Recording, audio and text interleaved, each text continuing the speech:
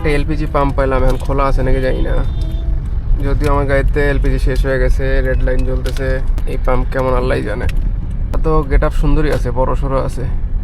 মিরুল Badda filling station 3 4 এটা দিলে মানে ফাঁকা হয়ে গেল। নিজে না খেয়ে গাড়িরে খাওয়াই। দাও 4000 টাকা পরি। জীবন আর কি আছে। ফুল বিকাশ করা যায় না? 4000 দেন, দেখি কতটুকু যায়। এখন পর্যন্ত ফুল ট্যাঙ্কি এলপিজি নিতে পারলাম না, মানে টাকার অভাব। গাড়িটা এলপিজি নিতে আসছি, গাড়িটা এই পর্যন্ত 333 কিলোমিটার চলছে 46 লিটার তেলে। তো এখন আবার এলপিজি নিতে আসছি 4000 টাকার। এখন 4000 টাকা তেলে কতটুকু যায় এটা আবার পরে আইডিয়া করতে পারবো। আমি ফুল ট্যাঙ্কি নিতে পারিনি, হয়তো এইবার 4000 টাকায় ফুল ট্যাঙ্কি নিতে পারবো, কারণ এবার একটু এলপিজির দাম কমছে। এই নিয়ে আমি এখন পর্যন্ত গাড়ির পিছে 12-15 হাজার টাকা তেল ভরে ফেলছি গাড়ি কিনে, খালি ঘুরতেছি। মানে নিজে না খেয়ে গাড়িটা রেখা হইতেছি। এই টাকাটা আমিও খেতে পারতাম, কিন্তু আমি না খেয়ে গাড়িটা রেখা হইতেছি, খালি তেলই খাচ্ছে।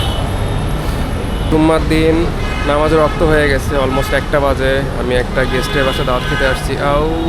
আলহামদুলিল্লাহ অনেক টাকা সেভ হয়ে গেছে। 43 লিটার ঢুকছে 3091 টাকা। এই পাম্পটা হয়েছে কতদিন? 3 মাস হয়েছে।